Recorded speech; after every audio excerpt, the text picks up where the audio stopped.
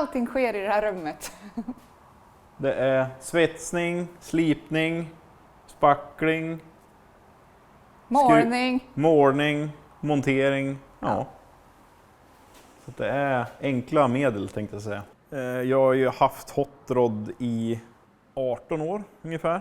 Sen åkte jag även hot rod med min far så när jag var liten. Några månader gammal började jag med det så man är uppvuxen med hot rod så att det ligger varmt om hjärtat.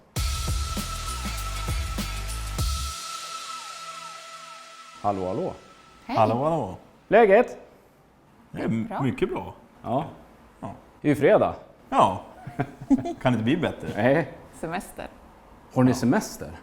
Idag, från och med nu. Lyx. Bra timing. Mycket bra timing.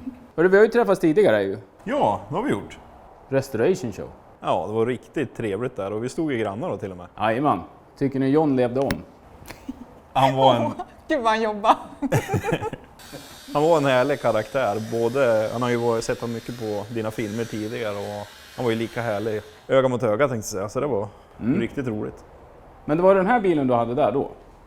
Ja, det här är en 30 Chevrolet då, som vi hade med oss då. Och där, bakljusen satt jag här nere tidigare.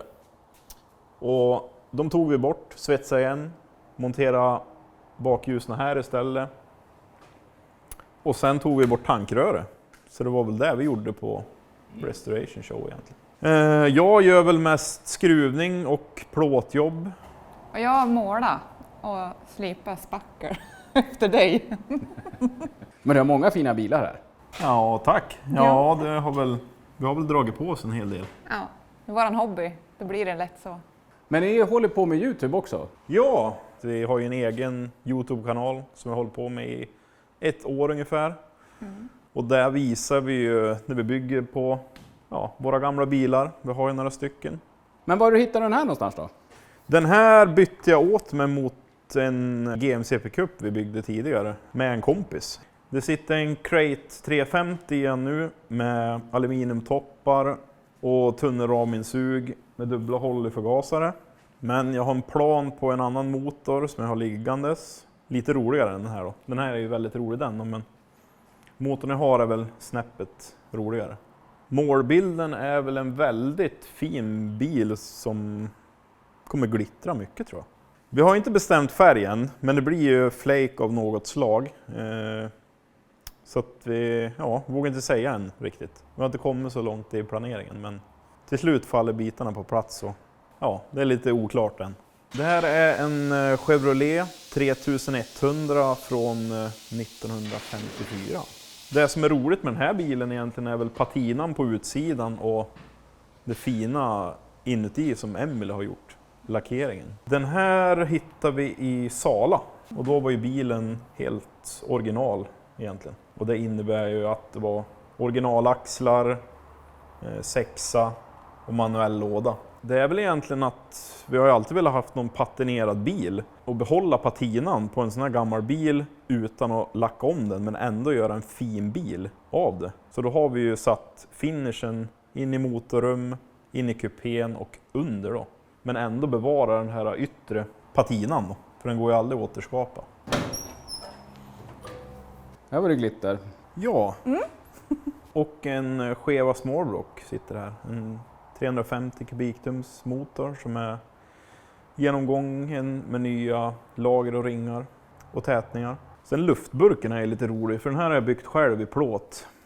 Rulla engelska djur överdelen här då. Och sen gjort en plåt i underkant också som jag har stansat då. Förhöjer väl utseende på motorrummet lite grann.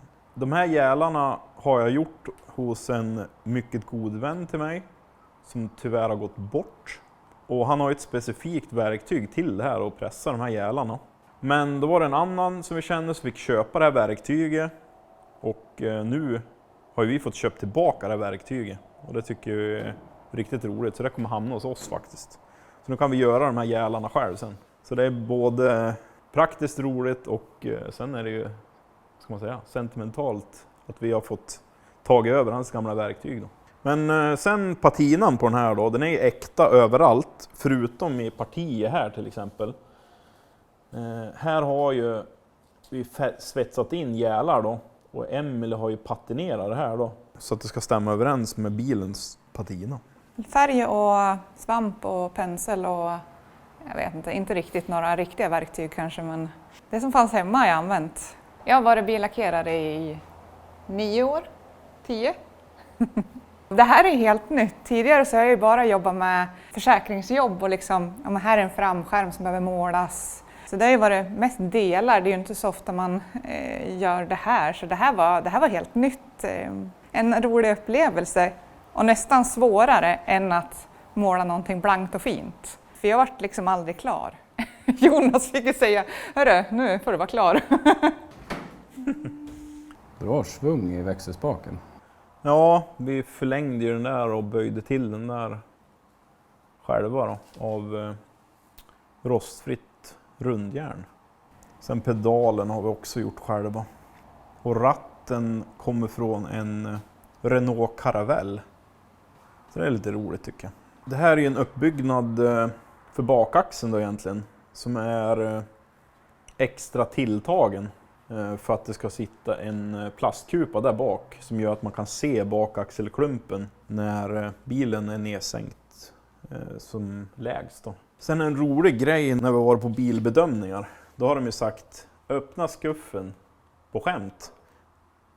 Och så blir de lite förvånade när man öppnar här bak. Och då har man ju helt plötsligt en skuff då. Och här har vi ju luftfjädringen, ventilerna, tanken och kompressorn.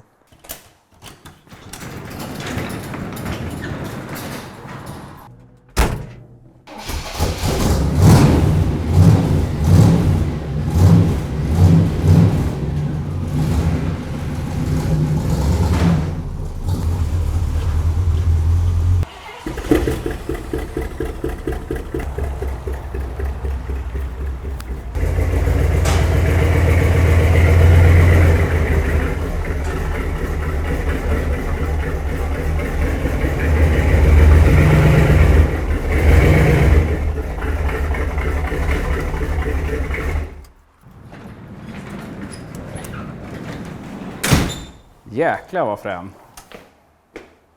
Tack! Tack. Det finns ju säkert en tittare eller två som funderar på varför är vi inomhus för?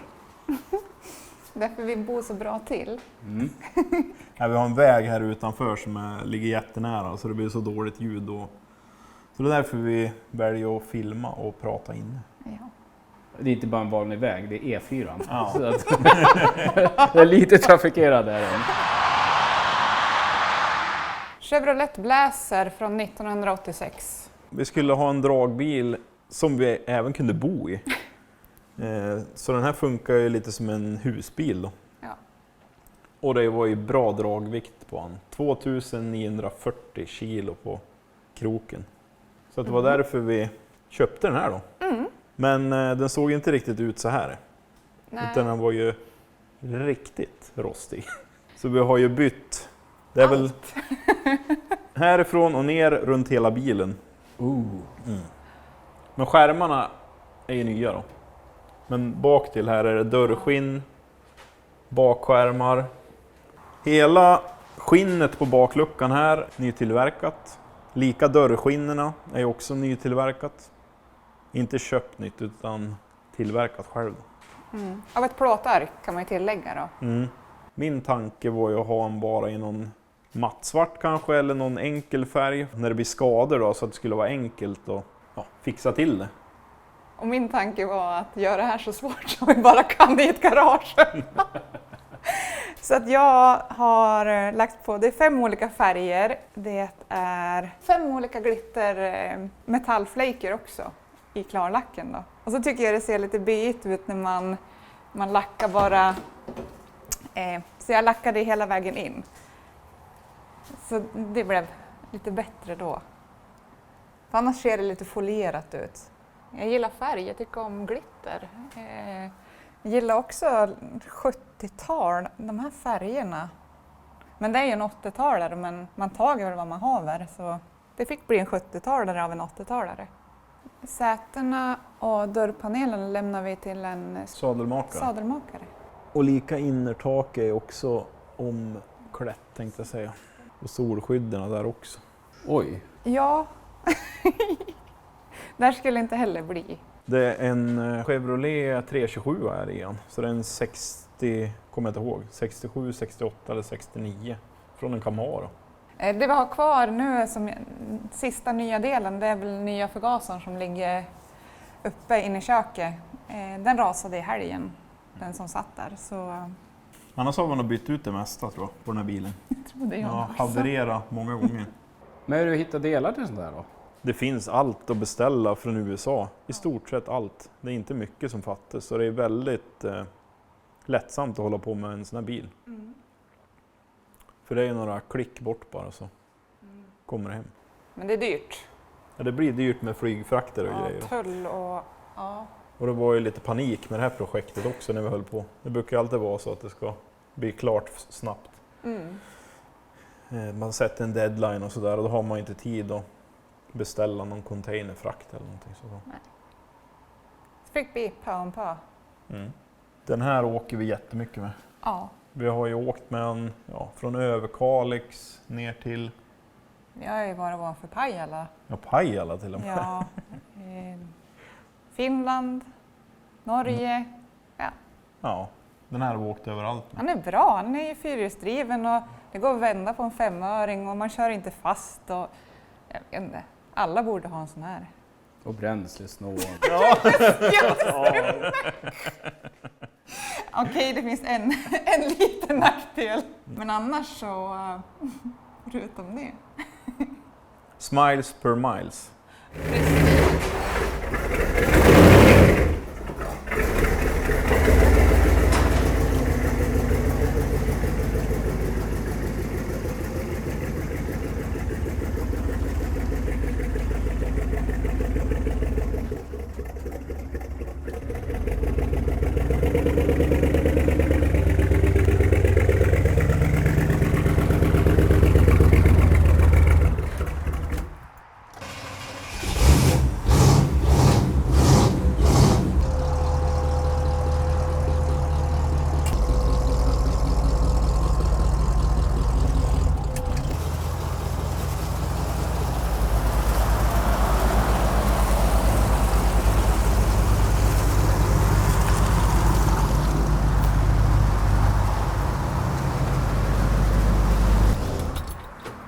En Chevrolet Fleetline från 1951.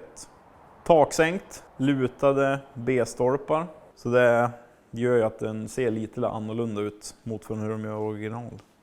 Den här har jag haft i 11 år, så den här har jag haft i många år. Men den blev klar för 7 år sedan tror jag, i det här utförandet som den är i nu då. Den här är ju en gammal California-bil, så den här var det inget rost på egentligen. Så den här har inte rostlagat någonting. Det var ju en körbar bil från början, men allting är ju åtgärdat ändå tänkte jag säga. Förutom att laga rost då. Men det är lack, inredning, motorrum, motor, chassit ordninggjort. Det är en skeva smallblock i den här också. En 305 med en Cadillac luftrenare som är ett klassiskt knep. Sen är det en cover som är byggd här ovanför kylan. Sen har jag byggt en plåtkåpa här över batteriet för att dölja det. Sen själva värmepaketet sitter ju här i och själva överdelen här har jag fällt in gälar då och svetsat i. Och i ventilationstrumman här ligger alla elkablar dold under då, så att inte de ligger synliga här i innerskärmen. Så den här har vi åkt runt väldigt mycket med. Norge, Finland, Sverige. Ja. Från Överkalix ner till Lidköping. En 32 Ford, en Tudor som de heter då. Som står för att det är 2 dörrar. Den här var precis som han är i just nu. Det var i väldigt gott skick. Det var lite sådär att köpa den här faktiskt. Det är alltid roligare att köpa en bil som man har lite jobb på än att köpa någonting som är helt färdigt. Men saken var att den här bilen har varit min drömbil sedan jag var 20 år. Men det tog ju 10 år till innan jag fick köpa den. Så det är därför den finns med i garaget här idag. Skeva 350 här också, uppborrad till 355 kubiktum. I ordning gjord efter konstens alla regler. Aluminiumtoppar, värrekam, aluminiuminsug och en dominatorförgasare. Tankarna framöver med den här bilen är väl att åka mest och sådär då. Så får vi se. När det blir lite mer skavanker och grejer på den här så blir det väl att vi sätter vår egen touch på den.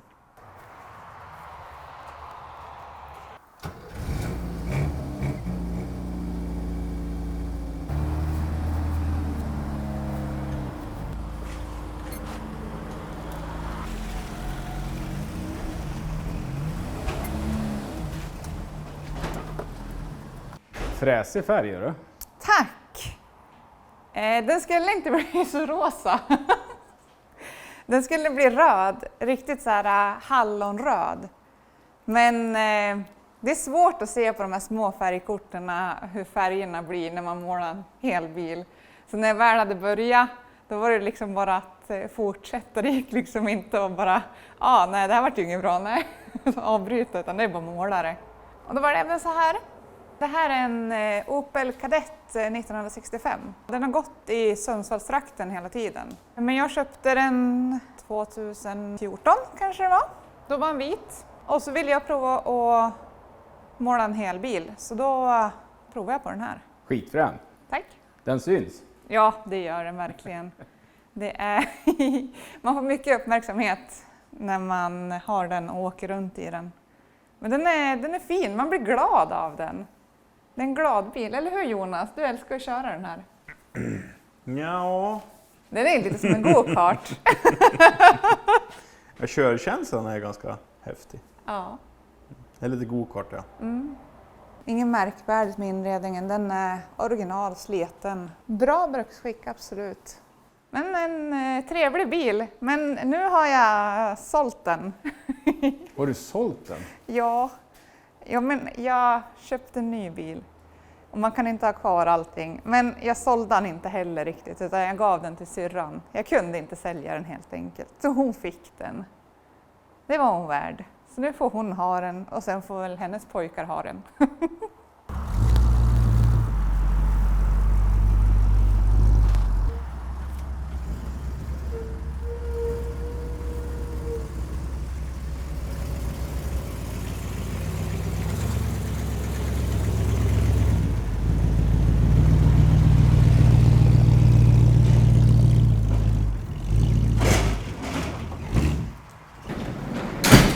Mycket att köra in och ut här. Ja. Ja, det är lite ont om yta. Det här är en Chevrolet Impala från 1959. Den här var, vad ska man säga, lackeringen var ju bruksskick på den här. Det var mycket damm och mycket småbulor och grejer. Så den här har jag lackat om.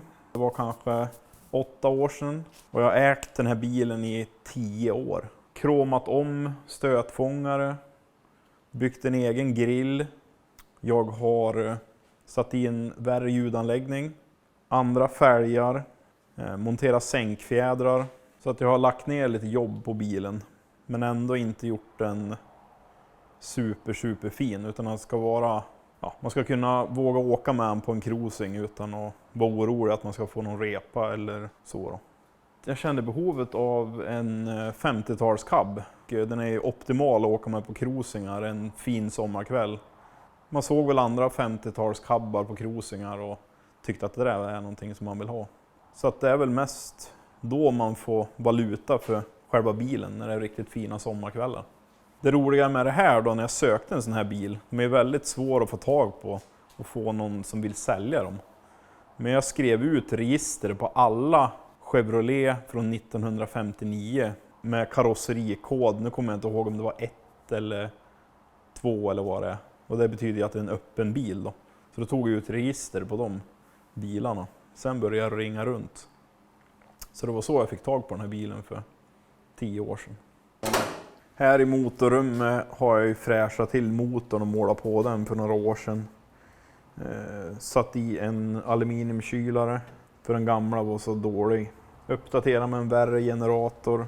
Så det här är ju bruksvänligt om man säger så. Nu har inte lagt någon super finish utan gjort det funktionellt och ser hyfsat trevligt ut.